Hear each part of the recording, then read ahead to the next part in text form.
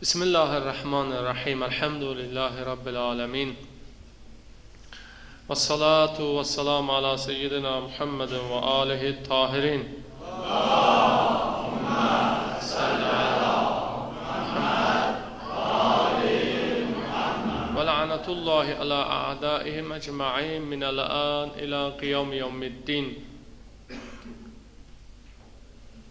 Rabbi şrah li sadri ve yessir li emri ve hlul uqdeten min lisani yefqahu qavli. Bu mübarək bayram münasibəti ilə hamınızı təbrik edirik. İmamət səmasının 8-ci ulduzunun saçması və doğum günü münasibəti ilə hamınızı səmimi qəlbdən təbrik edirik. Allah bizə bu bayramı bərəkətli, xeyirli eyləsin inşallah.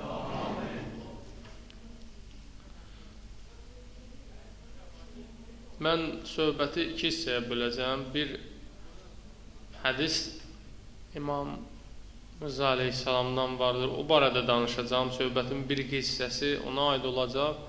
Bir neçə dəqiqəsini mən imamın öz dövrünə həsr etmək istəyirəm. Ümumiyyətlə, İmamın dövründəki vəziyyət qısa olaraq nədən ibarət idi? Siyasi, ictimai vəziyyət. Məmunun imamdan istədiyi nə idi? Nəyə görə imamdan çəkinirdi? Nəyə görə imamı şəhid eylədi? Nəyə görə Tusa çağırdı? Bunlar hamısı bugün bizim üçün əhəmiyyətli məsələlərdir. Biz imamların həyatını bilməsək, imamlarımızın təzyiq zamanlarında onlara qarşı olan o təpkilərdə, təzyiqlərdə, təsirlərdə hansı mövqeləri sərgilədiklərini bilməsək, biz qabağa gedə bilmərik. Biz o fitnə zamanı, o ixtilaflı fikirlərin meydana çıxdığı zamanda öz xəttimizi, İslamın xəttini tapa bilmərik. Onun üçün də gərək İslamı bilək, İslamla tanış olaq, Quranla tanış olaq, Əhl-i Beytin həyat tərzi, yaşam tərzi bu məsələdə xüsusi bizə kömək eləyir. Ümumiyyətlə, bütün xəlifələr, xüsusilə Bəni Abbas xəlifələri Əhl-i Beytin nüfuzundan, ictimai siyasi nüfuzundan qorxublar. Narahat olublar. Çünki onlara yeganə, həqiqi rəqib Əhl-i Beyt əleyhissalam olmuşdur, bizim imamlarımız olmuşdur. İnsanların sünnüsündən, şiəsindən tutmuş hamısının Əhl-i Beytə, imamlarımıza məhəbbəti olmuşdur. Birinci məsələ ilə budur. İmamlarımız necə İslamı təbliğ edirdilər, necə şiəliyi yaşadırdılar ki, bunu Əhl-i Beyti imamlarımızı şiələr də sevirdi, əhl-i sünnə olanlar da sevirdi. Necə bu mövqeyi sərgiləyirdi? Birinci məsələ budur. Onlar necə dini təbliğ edirdilər? İkinci məsələ budur ki, nəyə görə xüsusilə İmam Rıza Ağaya vəliəhtliyi təklif etdilər? Nə istəyirdi məmun? Hədəfi nə idi? Birinci məsələyə qayıdım mən. Bugün müsəlman dünyasının ən böyük problemi ixtilafdır. Bu qarşıdurmalar ki, müsəlman dünyasında baş verməkdədir. Müsəlmanın başını kəsir və Allahu Ekber deyir. Bugün qərbdə İslamın qarşısını almaq üçün ən yaxşı vasitə və onların əlinə düşən ən yaxşı rıçaq bu ixtilaf rıçağıdır. Müsəlmanın müsəlmana qarşı mövqeyinin sərt olmasıdır. Düzdür, bəzi insanlar onlara nə eləsən düzəlməyəcək. Onların ağzına bal da qoysun, barmağı çəkəndə dişləyəcəklər.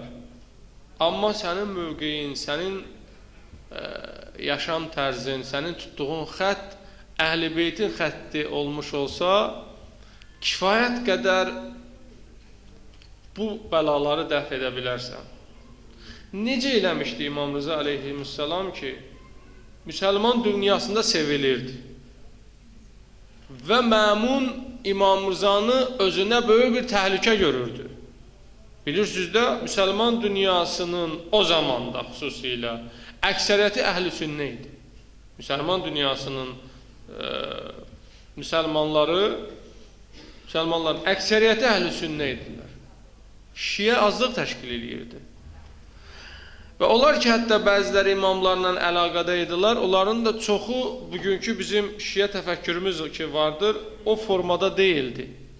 İmamlara yaxın olanlar, onlar ki, yaxın səhabələri idi, onlar Əhl-i Beytin marifindən yaxından tanışırdılar. Əksər müsəlmanlar bugün də əksəriyyət təşkil edirlər, çoxluq təşkil edirlər. Amma bugün şiələrin sayı kifayət qədər artmışdır. Günümüzdə, əsrimizdə olan bu şiə Əhl-i Beyt məktəbinin inkişafı heç zaman olmamışdır. O zamanki daha az idi. Amma təkcə əgər İmam Rıza aleyhisselamı şiələr sevmiş olsaydı, Məmun üçün təhlükə deyildi bu. Nə təhlükə idi ki, azlıq təşkil edən bir dəstə insanlar, məsələn, İmam Rızanı sevirlər, Əhl-i Sünnə dünyası sevmir, istəmir. O necə hakimiyyət üçün təhlükə ola bilər? Necə o mərkəzi hakimiyyət üçün təhdid ola bilər? Demək, müsəlmanların əksəriyyəti İmam Rıza ağaya, mən başqa imamları da sadalaya bilərəm, xüsusilə mən İmam Rıza haqqında ona görə danışıram ki, bugün mövlududur. İmam Musa Əskəri ağanın, baxın bir dənə Samerrada dünyasını dəyişəndə, hətta Abbasilərin ən yüksək rütbəli şəxsləri deyir ki, vəkilləri, vəzirləri deyir ki, İmam Həsən Əskəri ağa şəhid olanda, dünyasını dəyişəndə Samerrada heç bir şəxsi evində tapa bilməzdi. Hamı çölə tökülmüşdü. Sanki qiyamət günü idi. Sanki qiyamət idi. Bütün insanlar imamın dəfn mərasimində iştirak edirdilər. Başqa imamlarımız da belə olub. Onlar necə eləyiblər ki, hətta Əhl-i Sünnə qardaşların qəlbinə giriblər. Hətta xristiyanların qəlbinə giriblər.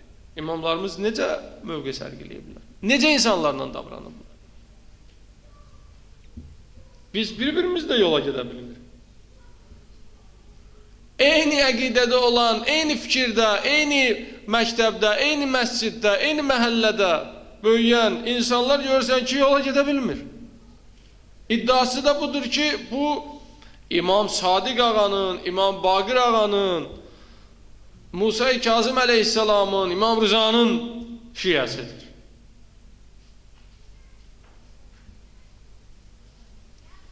Birinci məsələ budur ki, biz Əhl-i Beyti doğru düzgün tanımamışıq. Bizə nə sərf eləyib, onlardan götürmüşük. Alimlərimizdən biri deyirdi, də adını aparmıram. Deyir, necə olur? Bugün dünyanın hər yerində bir şiə, bir Əhl-i Beytin tərəfdarı xumusu verməyi bir müştehidə dinin bir vəzifəsi kimi bilir. Verməsə də bunu dini bir hökm kimi görür. Deyir ki, İslam, Əhl-i Beyt bunu istəyir bizdən. Dünyanın hər yerində olmuş olsa. Xumusu verməyi vəzifə bilir, amma başqa hökmlərdə itaat etmək özünə vəzifə bilmir. Xumus çıxardır. Deyir ki, Əhl-i Beyt deyib, bəs müştehidlərimiz də bunu deyirlər. Axı, o müştehidlər başqa hökmlərdə deyirlər. O müştehidlər deyir ki, Əhl-i Sünnə qardaşınla yola getkinə. O müştehid deyir ki, Əhl-i Beytin sözünü deyir də. Biz Əhl-i Beytə ona görə itaat edirik ki, Allahın sözünü deyir. Müştəhidlərə də ona görə təqlid edirik ki, onlar Allahın, Əhl-i Beytin sözünü deyirlər. Əhl-i Beyt Allahın sözünü deyir. Şəxsi öz sözlərini, fikirlərini demirlər ki.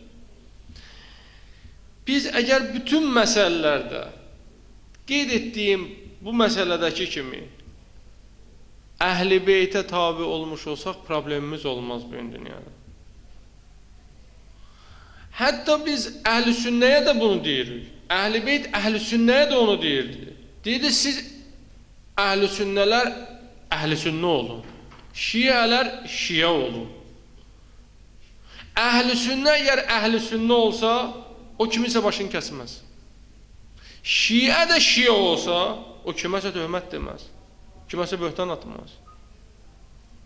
Biz bəzənlə başa düşürük, gərək Əhl-i Sünnə gəlsin, Şiə olsun, onda düzələcək. Yox, əgər düzgün Şiə olmasa, indi problem qalacaq. Onun məktəbində də var ki, vəhdəti qorumaq lazımdır, ixtilaf etmək lazımdır, şəxsi fikri, dini fikri kimi qələmə vermək lazım deyil. Onda da bunlar vardır. Müəyyən məsələlərdə ixtilaf var, o ixtilafı da elmi mərkəzlərdə həll etmək olar. İmam necə davranırdı ki, insanlarla, Əhl-i Sünnə qardaşları ilə ki, onlar imamı sevirdilər. İmamın hədisində bu öz əksini tapmışdır. İmam buyurur, İmam Rızağa, La yekunul mu'minu La yekun imanul mu'min kamilen hatta yekunu fihi salasu xisal. Mümində 3 xüsusiyyət olmasa, onun imanı kamil olmaz. Birincisi, fəsunnətun min Rabbihi fəsunnətun min nəbiyyihi fəsunnətun min vəliyyihi. 3 dənə sünnəti bu, 3 qanunu bu öyrənməlidir. Bu 3 qanuna əməl etməklə onun imanı kamil olar. Birincisi, fəsunnətun min Rabbihi fəketmanu sirr. Allah'tan bir sünnet öğrenmelidir, bir kanun. Allah'tan bize olan en ümdə, bize lazım olan, vacib olan sünnet budur ki, başkalarının abrının üstünü örtün, eyiblerini örtün, açmayın. Bir səhv gördün, bir eyb gördün, bir ağzından səhv elədi, nalayıq söz çıxartdı, tez onu yaymayın, örtün onu. İfşa eləməyin. Allahın ifşadan xoşu gəlmir. Quran ayələrində də bu var, hədislərimizdə də var. Allah öz bəndələrini, günahlarının üstünü örtür. İmam Baqir əleyhissalam buyurur, Yəcibu lil-mu'mini aləl-mu'min ən yəstura aleyhi səb'inə kəbirətən. İmam Baqir əleyhissalam buyurur ki, bir müminin başka müminin boynunda olan hakkı budur ki, onun 70 dənə kəbirə günahını gizlətsin. Əgər məxfidirsə, o da örtsün. Aşkar edirsə, o örtsün. 70 dənə kəbirə günahı. Hədis olmasaydı bu Əhl-i Beytdən, bunu heç cürə biz deyə bilməzdik. 7 dənə səhvimizi, hələ kəbirə yox, 7 dənə xırda səhvimizi bağışlamaq istəmir. 70 dənə kəbirə günahını. Səğirə günahı da yox. Görürsən ki, gizlində bu şərab içir. Kəbirə günahı budur da. Sən gördün ki, bu gizlində şərab içdi. Cəmaət bilmir. Sən haqqın yoxdur, gəlib açıb deyəsən bunu. Əgər o onu davam eləyəcəksə, o ifşa olacaq. Sənin deməyivə ehtiyac yoxdur. Əgər onu davam eləsə, bu günahı dalbadal eləsə, o ifşa olacaq. Yox, əgər o günahı da təkrarlamazsa, sənin deməyin onu ifşa etməkdir və o günaha onu sürükləməkdir. İmam Rıza aleyhissalam buyurur ki, Allah'tan bir sünnət öyrənin. Allah insanların günahını örtür. Səttarul uyubdur, eyiblərin üstünü örtür. Əgər Allah bizim eyiblərimizi üzə çıxarsa, bizim yaxınlarımız bizdən qaçacaqlar. Düzdür, bəzi şeylər var, təbiidir. İnsan fikrində keçirə bilər, bu təbiidir. Amma başqaları səni elə tanımır. Elə tanısalar, qaçarlar səndən.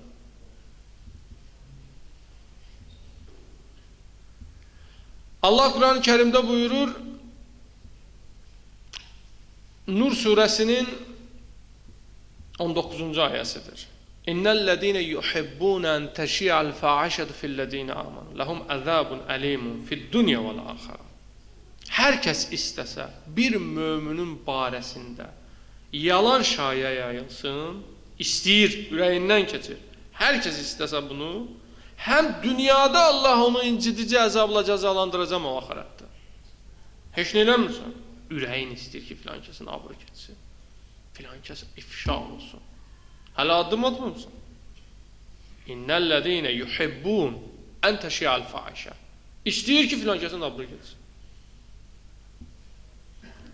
Axı sən niyə istəyirsən filan kəs cəhənnəmə getsin? Niyə?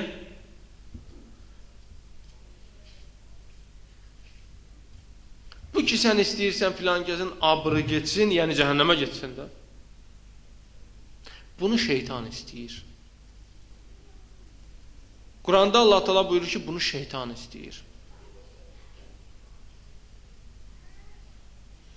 Allah Teala Quranda buyurur, Əraf surəsinin 26-cı ayəsində, Ya bəni Adəmə, Qad ənzəlnə aleykum libasən yuvari savatikum və rişa. Ey möminlər, sizin eyiblərinizi örtmək üçün sizə libas göndərdik. Ya bəni Adəm, qad ənzəlnə aleykum libasən yuvari savatikum. Sizə libas göndərdi, paltar indirdi, eyiblərinizi örtəsiz. Və rişən, zinət üçün, libas həm eyibləri örtür, həm də zinətdir. Və libasu taqva zalikə xeyr. Ən üstün libas təqva libasıdır. Şeytanın hədəfi budur, bu libası səndən alsın. Adəm Peyğəmbər ki, o qidanı qəbul elədi, libas ondan alındı. Onun mesajı var bizə. Hər kəs günah eləsə, onun abrı gedəcək. Libas alındı, bu anlamdadır ki, yenə abrı gedəcək. وَطَفِقَا يَخْسِفَانَ عَلَيْهِمَا مِبَرَقِ الْجَنَّةِ. Başladılar yarpaqlarla özlərini örtməyə. Bu ayənin mənası budur. Allah deyir, biz sizə libas göndərmişik. Necə bu zahiri libas sizdən alınsa abrınız gedəcək, bir dənə də mənəvi libasınız var. Libasu taqva zalikə xeyr. Təqva sizin mənəvi libasınızdır. Nəfsin eyiblərini sən təqva libası ilə örtürsən.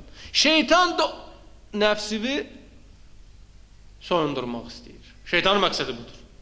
Hətta ayətlə Cavada Amud deyərdi, təfsir dərsində deyir. Deyir, şeytan insanı dindən uzaqlaşdırandan sonra da əl çəkmir. Çünki nə qədər səndə həya varsa dinə qayıda bilərsən. Deyir, həyasız elir sonra əl çəkir. La dinə limən la həya ələ. Hədisdə də gəlib, həyası olmayanın da dini olmaz. Nə qədər ki həya var səndə, şeytan o qədər səndən barzı aparacaq. Həyanı ki aldı, iffəti ki aldı, düzəlməyəcək. Şeytan istəyir birinin abrını apara. Gecə gündüz şeytanın məqsədi budur, filan kəsi ifşa eləsin. Sən də bunu istəyirsənsə, sən demə şeytanın xəttindəsən, şeytanın məmurusan. Allah bunu istəmir. Kimsə də kiminsə abrını getməməsini istəyirsə, onda demək o İmam Rızanın xəttindədir, o Allahın xəttindədir. İmam Rıza istəyirdi, istər xristiyan ola, istər sünni ola, istər şiə ola, onun abrını qoruyur. İnsanlar da fitrətən dinə aşiqdirlər. O görəndə ki, bu mənim fitri istəyimi yerinə yetirir, ona aşiq olur. Onun xəbəri olmur, bunun əqidəsi nə əqidədir. Onun xəbəri yoxdur heç ondan. Qəlbən bağlanır ona. Birincisi, eybləri örtmək. İmam buyurur, bunu Allahdan öyrənmək lazımdır. Və sünnətun min nəbiyyihi. Peyğəmbərdən də bir sünnət öyrənin. Və sünnətun min nəbiyyihi və mudaratun nas. Peyğəmbərdən öyrənməyi lazım olan sünnət insanlarla keçinməkdir. İnsanların bəzilərinə baş qoşmaq lazım deyil. Yola verməkdir.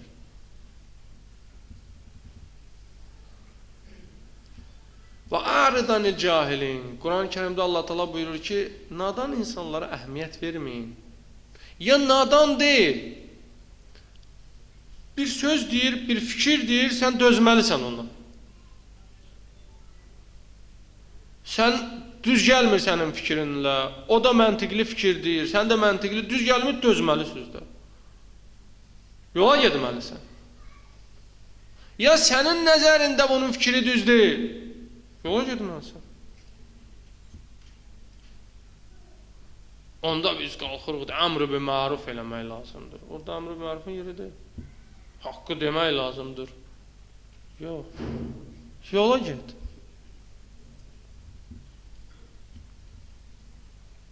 Əbu Hənifə gəlirdi, İmam Sadiq ağa ilə otururdu, sual da verirdi, etiraz da eləyirdi. Siz baxın, İmam Sadiq ağa Əbu Hənifə ilə təriqət yaradır. Əhl-i Beyt qabağında təriqət yaradanların yeri cəhənnəmdir. Amma İmam Sadiq ağa onunla necə davranır? Maliklə necə davranıb? Bu Maliki məzhəbin banisidir. Deyir ki, mə rəat aynun və la səmiyyət udunun və la xatar alə qəlbi bəşərin əfzəl min Cəfər ibn Muhammed. Cəfər ibn Muhammed, İmam Sadiq kimi nə göz bir şəxsi görüb, nə qulaq eşidib, nə birinin qəlbindən keçib, fikrindən keçib. Bu təriqət yaradı bu. Hidayət etmək üçün nə lazımdır? İmam Sadiq ağa addımların atıb, eyni zamanda keçinib ondan, ona yola verib. 2. Peyğəmbərdən öyrənəcəyimiz sünnət insanlarla keçinməkdir. Məqamları çoxdur, bunun da mən xırdalığına getmirəm. 3-cüsü fəsunnətun min vəliyyihi fəssəbru fil bə'sai vəl darra. Əhl-i Beytdən bizə öyrənməyi vacib olan sünnət isə çətinliklərdə səbr etməkdir. Səbirli olmaqdır. Səbr məsələsi çox əhəmiyyətlidir. İmam Rıza ağaya qarşı ən böyük böhtan bu idi. Və istəyirdi məmun cəmiyyətə bunu qəbul elətdirsin. Deyirdi xilafəti qəbul elə, imam qəbul eləmədi. Vəliəhtliyi qəbul elə. Fitnə idilər, hamısı bunlar fitnə idi. İmam vəliəhtliyi qəbul etmədi. İsrarlardan sonra, təhdidlərdən sonra müəyyən şərtlər əsasında qəbul elədi. Mənim bundan işim yoxdur, cüziyyata getmirəm, vaxtımız da azdır. Məhz məmun niyə imama vəliəhtliyi təklif eləyirdi? Niyə? Möminlər imtihandaydılar. Möminləri aldatmaq istəyirdi. O, möminlərə, müsəlmanlara demək istəyirdi ki, mənimlə mübarizə aparan Əli ibn Musa Rıza dünya dalıcadır. O, hakimiyyət hərisidir. Görsən, necə vəliəhtliyi ona verirəm, qəbul eləyir. Bu tərəfdən, altdan təhdid eləyir. Qəbul eləməsən, öldürərəm. Cəmiyyətə də bu cür təbliğ eləyir ki, siz ki buna təqvalı, pak, təmiz insan kimi baxırsınız, Peyğəmbərin nəvəsi kimi baxırsınız, bu belə deyil.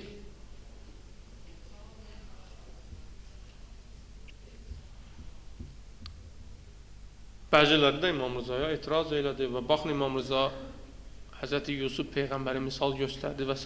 Peyğəmbərləri. Yusuf Peyğəmbərin vəzifəyə keçməsini misal göstərdi. Bunlar etirazdan bunlar imam barəsində bəzilərinin yarandığı şübhədən irəli gəlirdi. Bəzilərində yaranan şübhədən irəli gəlirdi. Bugün də bu məsələlər ola bilər. Və bugün də var şübhəsiz. Biz gərək bütün fitnələrə hazır olaq. Görərsən bir alimə bir vəzifə vermək istəyərlər, bir məqam vermək istəyərlər, bir rütbə vermək istəyərlər, bir yerə çağırarlar, bir barəsində şayə yayarlar. Səbr belə məqamlarda ona görə deyil ki, mən səhvi bilim, görüm, sakit qalım. Yox, səbrli olmaq lazımdır, araşdırmaq lazımdır, diqqətli olmaq lazımdır, dözümlü olmaq lazımdır. Tələsən adamlar, səbirsiz adamlar quyuya düşürlər. Və nadanlığın ən böyük əlaməti səbirsizlikdir. Düzdür, bu bəsirətdən irəli gəlir. Mən daha səbri burada çox məna eləmək istəmirəm. Quran-ı Kərimdə səbr deyiləndə səbrin kökü vardır. Səbr, yəni mən araşdırıram, axtarıram, mübarizə aparıram, ondan irəli gələn, mübarizədən irəli gələn çətinliklərə dözürəm. Səbr oturub sakit durmağa demirlər. Sükun ayrı şeydir, səbr ayrı şeydir. Quranda çoxlu ayələr var bu barədə. Səbr dində səbirli insan o adama deyilir ki, o adam iş görür, araşdırma aparır, İslamı təbliğ eləyir, İslamı yaşadır. Təbii olaraq təpkilər var, qabağında duranlar olacaqdır. Onların o tənələrinə, onların nişxəndlərinə səbr eləyir. Onların apardığı təxribatı səbr eləyir. Əgər bir nəfər alimin barəsində hansısa bir yanlış fikri yayırsa, şaya yayırsa, onu məsələn dünya əhli kimi göstərmək istəyirsə, bu qədər təxribatlar ki, bugün var, dünən olub, olacaq da, bəzən sosial şəbəkələrdə daha bu faallaşır. Səbirli olmaq lazım, tez cavab vermək lazım deyil. Tez məsələyə girişmək lazım deyil. Bəzilərinin heç elmi səviyyəsi ona çatmır, bəzilərinin heç o barədə fikir deməyə səlahiyyətləri yoxdur. Ya bəzilərinin elmi var, prosesi bilmir. Tez girəsən, cavab verəsən, mövqe bildirəsən, bunlar hamısı səhvdir. Səhvə sala. Şeytan adamı tələsdirir. Səbirli olmaq, təmkinli olmaq, prosesə yolundan yanaşmaq, bunlar hamısı mühüm məsələlərdir. İmam Rıza ağa buyurur ki, bu üç xüsusiyyəti öyrənin. Allahdan insanların günahlarını, eyiblərinin üstünü örtməyi, peyğəmbərlərdən isə insanlarla keçinməyi, imamlardan isə çətinliklərdə, problem zamanı, bəd ayaqda səbirli olmağı, təmkinli olmağı, xüsusilə ixtilaf zamanı səbirli olmaq lazım.